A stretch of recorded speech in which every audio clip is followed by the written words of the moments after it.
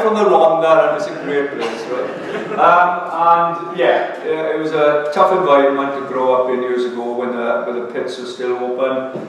And any Christian influences on my life was basically, we were all made to go to church or chapel, and there were, just as there were lots of pits up there, there were lots of churches and chapels there as well. And me and my brother, my mother and father never went, but me and my brother were made to go to church.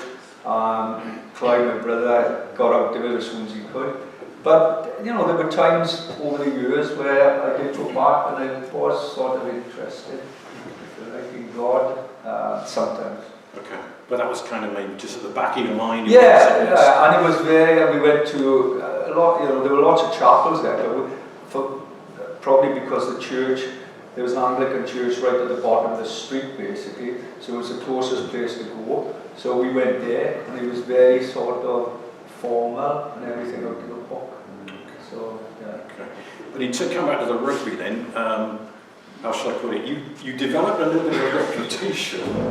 Tell us in terms of, you said growing up in the Rhondda Valley, you expected to be tough and hard, but particularly on the rugby field, dare I say, you expanded on that idea because you took it perhaps another level. Yeah, well, okay, so when I was 11, we did the 11 plus, and I passed to grammar school, the boys' grammar school in Porth, and we had to play rugby, we had no choice.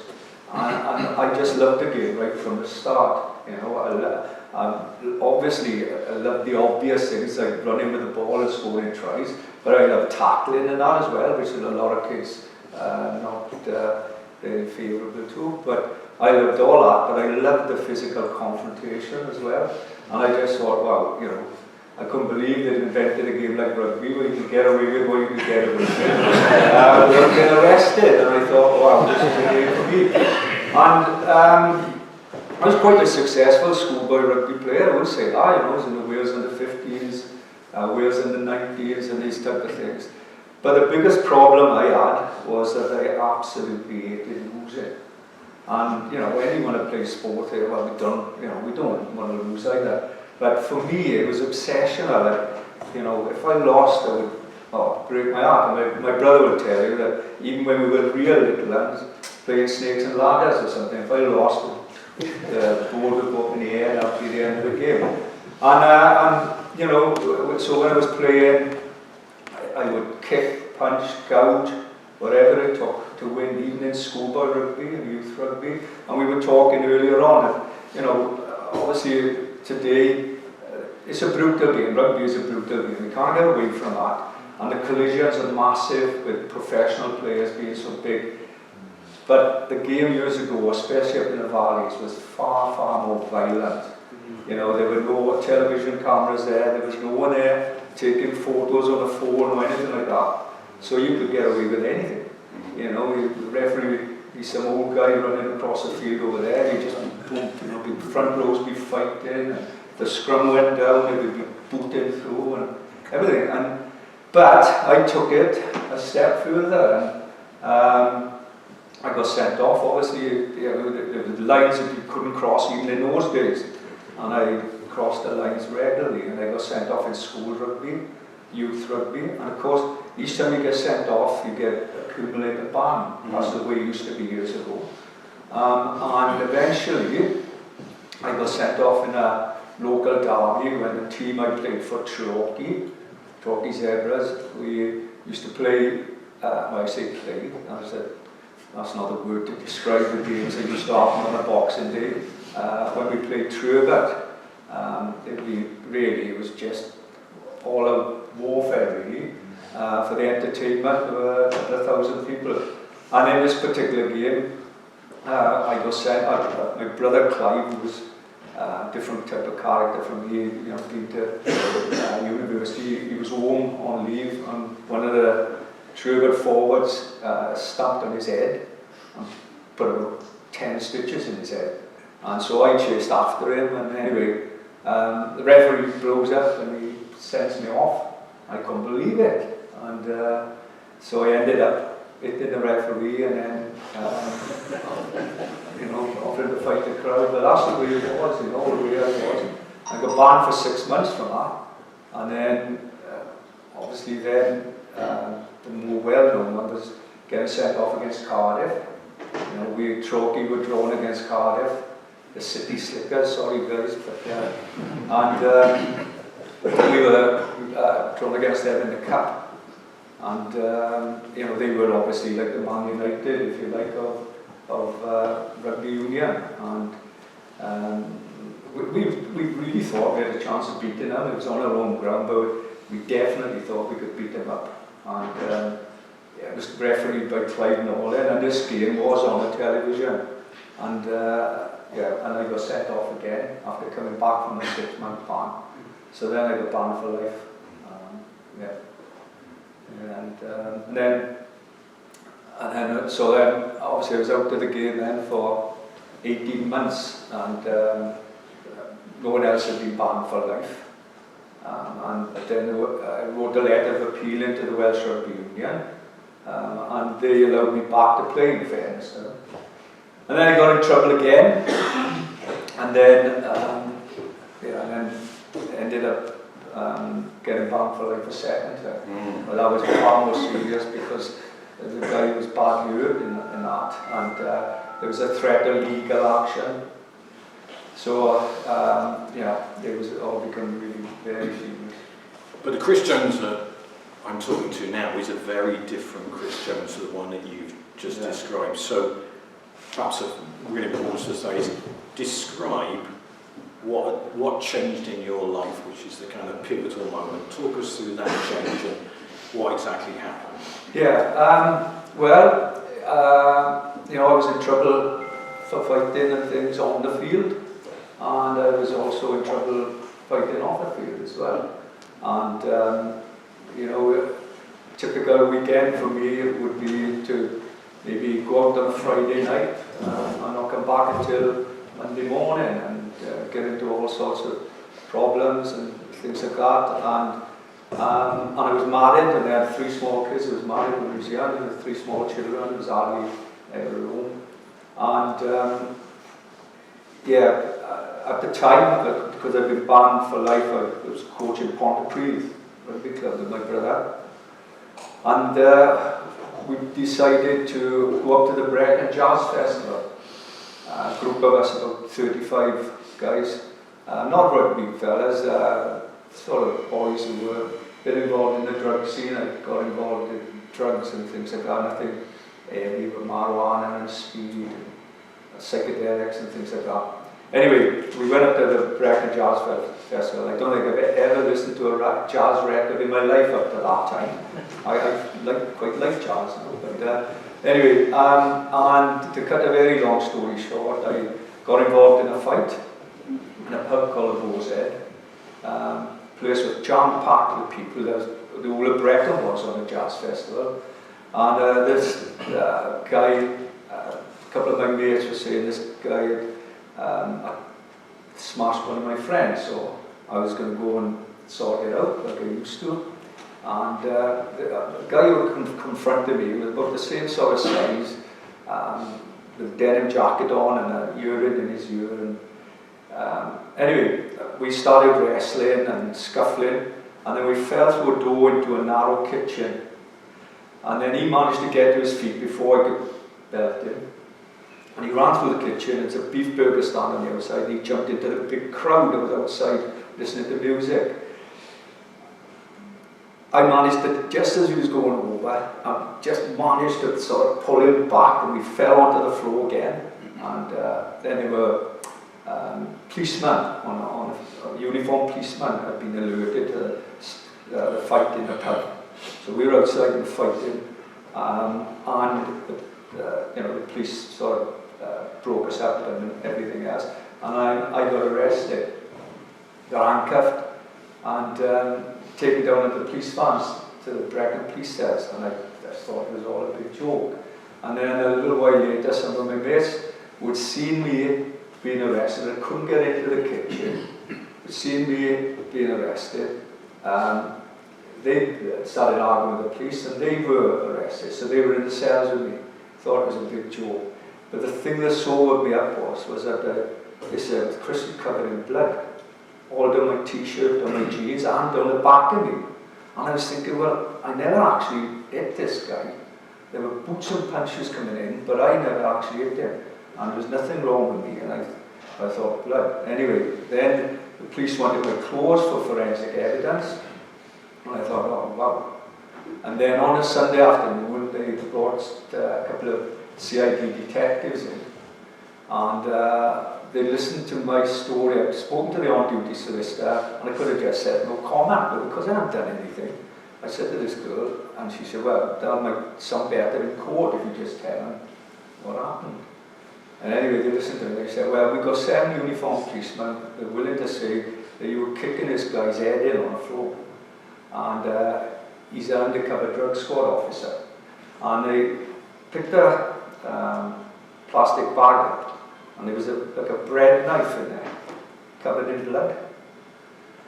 And they said, we reasonably believe that you stabbed this policeman, and we're charging you with wounding with intent and violent disorder. And I thought, oh, well, I haven't done anything, I've done that. And yeah, but the thing was I was a guy who used to carry an axe around in my kit bag, and threaten people. But I was allowed a phone call home to my wife, and when she came up to break me, I asked her to bring my blazer and trousers up because I had to go to court on Monday morning. And she didn't believe I had done it. And the worst thing of that meeting was, that talk was, she was saying, I've had enough, and my 3 children asking when is Dad coming home again. And I thought, well, next time they're going to see me is in a waiting room in Swansea jail, because that's where I was going on remand. And I went from there, from the waiting room in Brecon to the police cells. And I'll tell you, I was frightened, but most of all I was ashamed, because I just thought, everything I've done in my life, I just messed up. In the school, education, grammar school, in work, in my marriage, definite, and even the thing I said I loved most of all, which was rugby, I'd ended up being banned more times than I was playing. And it's interesting, I walked this cell back and forth, and I thought, how can I get out of this? I can't talk my way out. Even my wife don't believe me. Can't fight my way out. What can you do? And it's interesting, I was desperate, but when you get into those desperate situations, who do you turn to? And I mean, I was desperate, because I was facing at least a couple of years in jail for something I hadn't done. And I walked the cell back and forth, back and forth. And what I'm trying to tell you in 20 minutes, half hour, whatever, that literally took hours. But I just got to the point in the end of thinking, God help me. They say there was no atheists in the trenches. Well, I can understand that. I thought, God help me. And then I thought, God, I don't know if I even believe in God. From when I was a kid, I'd go to church and thinking maybe, I was thinking, I could argue with people that there was no such thing as God. Maybe a force of good. But that didn't help. And I walked and walked and thought, if there is a God, why would he help someone like me anyway, for all the things that I've done? And that didn't help, and I wrestled with these thoughts, and then I thought, I just got to the point in the end of desperation, God, please help me to change. I want to change. I'm fed up of being in trouble all the time. I'm fed up of just being a waster, because that's what it was. And I want to be real with it. I didn't see any flashing lights. I didn't hear any choirs of angels or anything like that. I wasn't on my hands and knees praying. I was just walking and thinking and sort of talking to myself, I thought. But I never meant anything so much in my whole life. I wanted a change. And if there was someone who could help me change, I wanted a meaning to my life. And it was just like it's difficult to explain this in words, but it was just like an inner thought that, do you know what? If you go this God's way, what did that actually mean? couldn't really, at the time, I couldn't really explain that. But if I go this God's way, then He will give me a fresh start, a new life. And you know, the easiest way for me to describe it is, it felt good, and it felt clean, and it felt right. This God's way felt right and clean, and I haven't felt like that for a long, long time. And and so I went to court next morning, handcuffed to a policeman. He was saying, "We're going to Swansea now, nice guy, we're going to Swansea, blah, blah, blah." And the clerk of the court was a little guy, and he was sitting down, and he was, "Oh, we've got to put this man down, we've got to put this man down," the policeman's in there. And amazingly, the clerk of the court and the magistrate went out, and then they came back in, and they said, "We're going to give you conditional bail," which basically meant I couldn't go within 20 miles of Brecon. It meant that I couldn't go to pubs and clubs and all this type of thing, but I had to go back to Crown Court. But it gave me the opportunity to go home and find out more about this experience in the police cell. And I went over to see the vicar from the Anglican Church.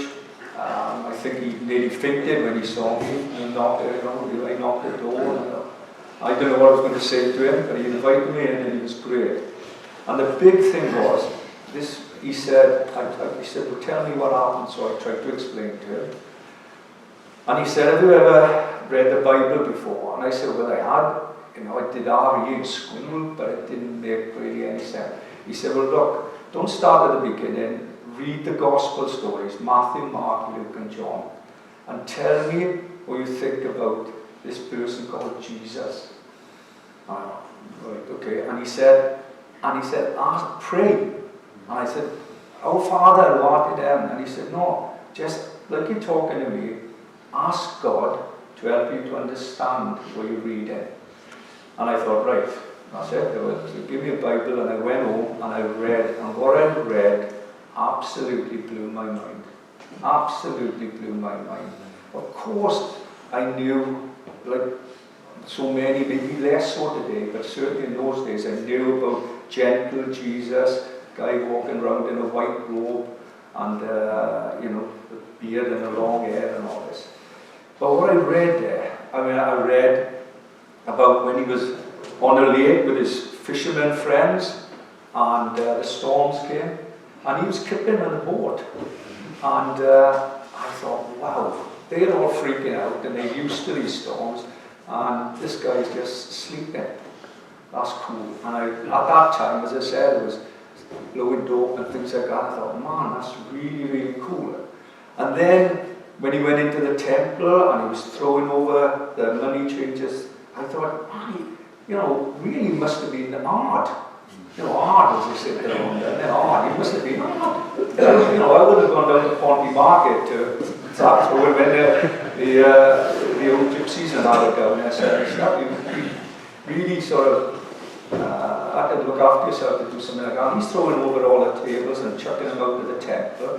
And obviously, and then you read about the bravery he showed, the courage he showed when he went to his death on the cross, where basically, as all you had to say was, "Guys, you got the wrong guy. I'm not who they say they are." But he didn't, and I got to the point of absolutely believing who the Bible says he is, that Jesus Christ is the Son of God. And he's the biggest liar, or the biggest hypocrite, or whatever the world has ever seen. We're only going to read the words on in the Sermon on the Mount, Matthew chapter 5, 6, and 7. Just read those words.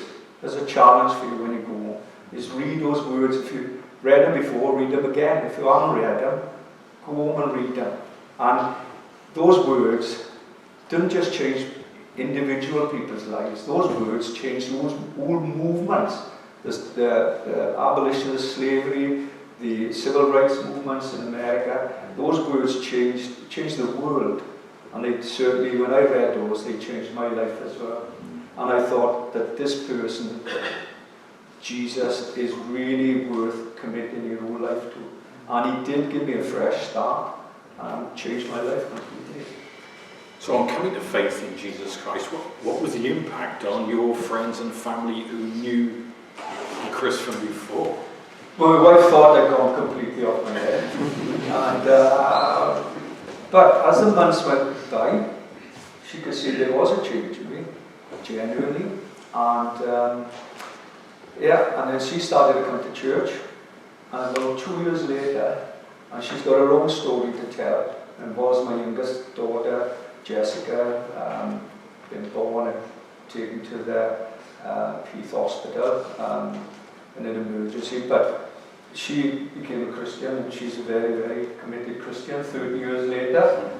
And then obviously my children, obviously we talked to Andy who knows my children and that, and they are Christians. Now my youngest daughter Jessica isn't actually.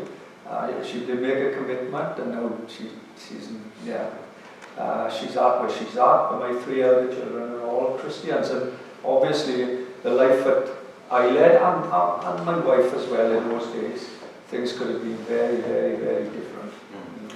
So did you then very quickly get involved in local church life? How did that work out? Yeah, well, I went back to the Anglican church to begin with, and the people there were really nice, and there's lots of older people there, and they remember me from when I was a kid and everything else. But eventually I started to go to Pentecostal church in Porth with a great guy called John Bullock, and there, you know, I mean, we first of all I went on what they call an outreach. They wanted me to go and speak to the youngsters at the Penrys, which, you know, if you think they're all this tough, Penrys is super tough. And I went up there and I met these Christians, and I thought, wow, you know, these guys have the same experience, the same relationship with God that I have, you know. And so I started to go down to the church in Porth, and it was the pastor, John, there, who I had nothing to do with rugby for the first year or so after becoming a Christian, because I just thought, you know, rugby has been my problem, and I don't want anything to do with that. I got a new life. But he said to me, Chris, it wasn't rugby that was the problem, it was Chris that was the problem. And now, you know, it's a great opportunity. My brother Clive, we were coaching Pontypridd, and then Clive went back to coach Treorchy, and he was trying to persuade me to come back, and I was resisting. But John said, you know, I'll get back up there. What an opportunity to stand for your faith. So we went back up to Treorchy, and really for me it was a great opportunity to stand for Jesus, and for people to see that I wasn't the same Chris that used to coach him in the old days and tell people to kick him in the head the same as I did. But and obviously we were quite successful, taking Treorchy from 3rd division to the 3rd place in the Premier division, and the BBC made a documentary about it, you know. And it was out of that really, when we coached Treorchy, that we started the schools work, which is what I'm still involved in now. And we realised that in Treorchy we were paying players, and we didn't have the money with a small club. We had to start producing our own players. And so they wanted someone to go into the schools to head up the work, and I started doing that. And I realised, you know, I didn't just want to be a pew-filling Christian. I didn't want to just turn up every Sunday and, you know, and listen to the sermon. I wanted to put my faith into action, and it was the absolute ideal. You know, I was, truthfully, we were, my wife had become a Christian. We were thinking of going to China or somewhere. And it's like John said to me, Chris, you don't know any Chinese. And he said, what do you know? And I said, well, the only thing I do know really is rugby. And he said, well, there we are. And so, you know, the work we're involved in, I would say earlier to the guys that, you know, we've been quite successful, you know, for the boys that's involved in the Welsh team tomorrow. Boys that we coached up in Rhondda, which is fantastic. And, you know, the local clubs will all play up there today, and lots of those are boys that we've coached as well. But for a lot of others, it's just giving them a focus. For some, it's kept them out of prison. And we just try and give them good biblical qualities, if you like, of building up their self-esteem, giving them a discipline and a focus, team ethics, getting the kids to learn to work together and everything else. And and when the opportunity arises, to speak about our faith as well. I'm conscious of time, so perhaps my final question to you would be, what's your message to men in Wales? Perhaps for a lot of them, they'd say Christian faith, it seems to be something far distant or something concerning history. What's your message to men in Wales today? I would just say this, I would just challenge, if you're not a Christian here today, I would challenge you, read those 3 chapters from Matthew's Gospel, but the biggest thing of all is find out more about this Jesus. Don't be like the sheep where I come from up in the Rhondda, there's lots of sheep. And you find the sheep, when one sheep goes, the other sheep will all follow, right? Well, have the guts to be different. Find out more about this Jesus, because I'm telling you now, there's much more to Jesus Christ than a little picture on a Christmas card or whatever. And I really believe that only a relationship with Jesus can give you an inner peace and a real meaning to life. And I'm talking about a relationship. I'm not talking about religion. Right? We know about religion. There's caused wars all over the place. And there's a list of do's and don'ts. That's not what Christianity is about at all. And if it's been portrayed to you like that, then it's wrong. It's about a relationship between a human being and Christ, a human being and God. That's what Christianity is about. So that's my challenge. If you're not a Christian, if you are a Christian here, the challenge is simple: stand up for Jesus.